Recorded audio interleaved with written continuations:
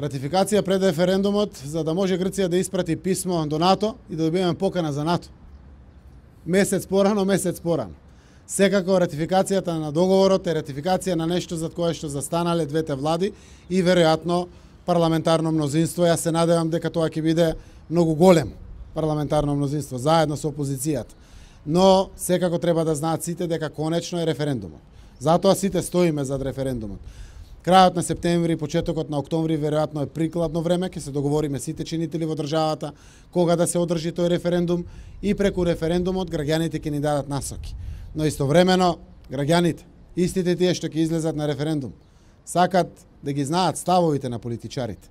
Сакат да знаат како премиерот се однесува на ова прашање и кои ставови ги застапува. Сакат да знаат веројатно и шефот на опозицијата, претседателот на државата, претседателот на парламентот, другите лидери во Македонија. И тоа е отворена и транспарентна постапка и начин на кој што се решаваат проблемите.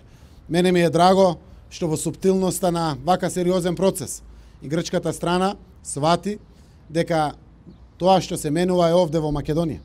Не менуваат ништо во Грција. Затоа е потребно граѓаните да се изјаснат.